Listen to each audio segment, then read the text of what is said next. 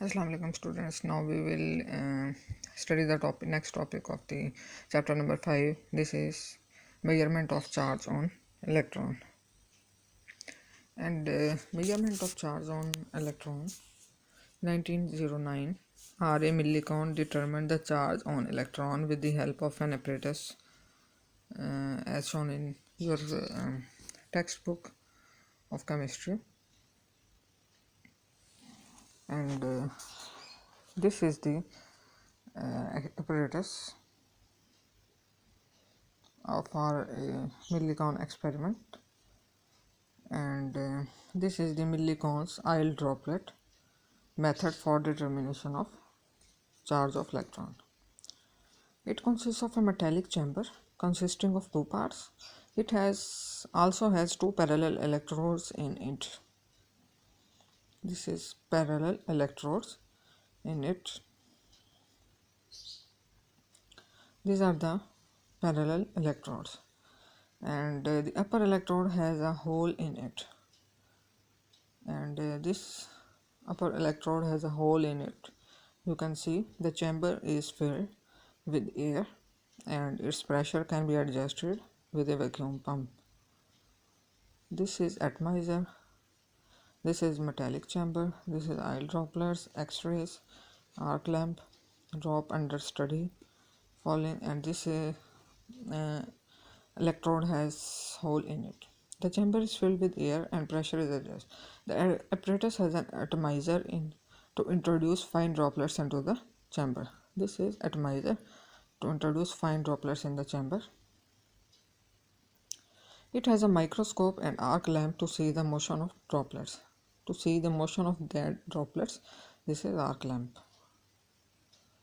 And the falling droplet is illuminated by the arc lamp. This is illuminated by arc lamp perpendicular to the direction of view. Thus it appears as bright speck against dark background.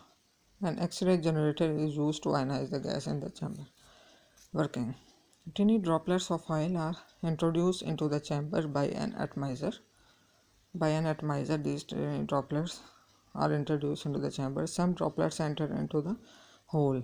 Droplets fall under the action of gravity. Falling velocity of droplets is directly proportional to its weight. Velocity, look here, velocity v1 directly proportional to weight mg. This is equation number 1, where m is equal to mass of droplet and g is equal to acceleration due to gravity.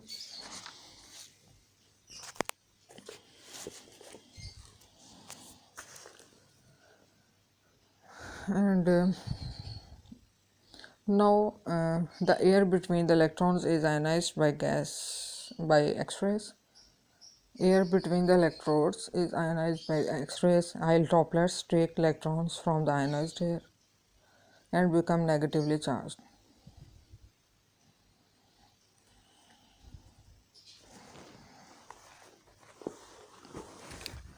Yes, students, air between electrode is ionized by X-rays and oil droplets take electrons from the ionized air and become negatively charged. The electrodes are then connected to an electric field of strength E, and the oil droplets being negatively charged rises up towards the positively charged layers against the force of gravity with the velocity v2. Now formula is v2 is directly proportional to E minus mg. E is charge on the droplet. Divide equation 1 by 2. v1 over v2 is equal to mg over E minus mg. The strength of electric field is so adjusted that the droplet becomes standstill. Now strength of electric field will be adjusted so that droplet further don't move and become still, and under this condition the mass of droplet m can be determined.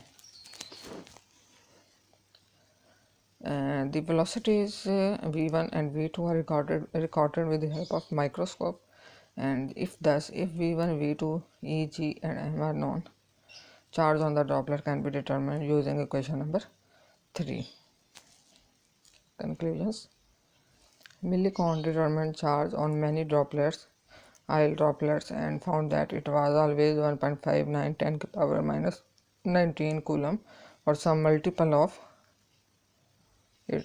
The least charge 1.59 10 to the power minus 19 coulomb on IL droplet is because when it picks up one electron from air in the chamber, this value is very close to the modern value of charge, which is 1.6022 10 to the power minus 19 coulomb. The charge on electron is 1.6022 10 to the power minus 19 coulomb. This charge present on electron is the smallest charge of electricity that has been determined so far. And this is a problem. Evaluate mass of electron from above two experiments. Charge per mass ratio. Here is 1.75 10 to 88 10 to the power 11 coulomb per kilogram, and mass is equal to E over 1.75 88, and m is equal to, we will put here value of charge, and thus we can get mass is equal to 9.1 10 to the power minus 31 kilogram. Dear students, this was about the millikan's experiment, and hope you have got the all points clear. Okay, thank you. Now I will study the next topic, which is Rutherford's model of atom. Rutherford's model of atom and discovery of nucleus is related. This was Rutherford's model of atom, and also discovered the nucleus of an atom.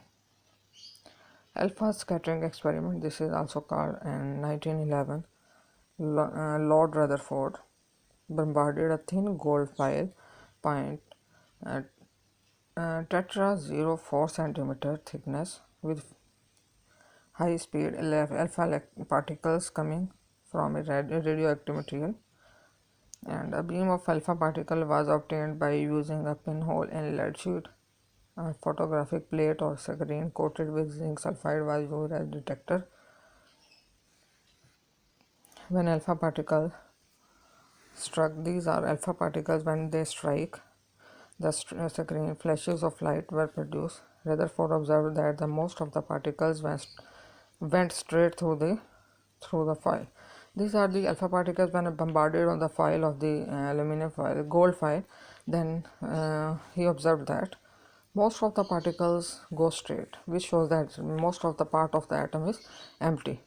A few were deflected at various angles.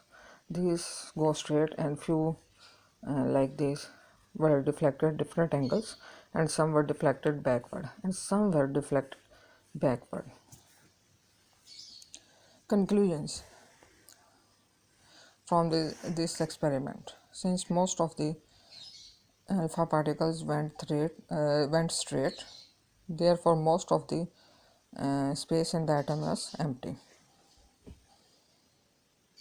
The central heavy region which deflects alpha particles must have heavy positive charge, but central part deflected rays alpha particles, so it must have heavy positive charge. The part of the atom is called nucleus. Nucleus occupies very small volume of the atom. Remaining volume of the atom is occupied by extranuclear moving electrons. Rutherford's atomic model. Based on alpha scattering experiment, Rutherford proposed a planetary model of atom. In 1911, this model was similar to solar system. Postulates: an atom consists of a nucleus containing positive charge and practically the whole of its mass. The nucleus is surrounded by a number of electrons equal to the number of protons in the nucleus. The electrons are in constant motion around the nucleus in closed orbit like that of planets around the sun.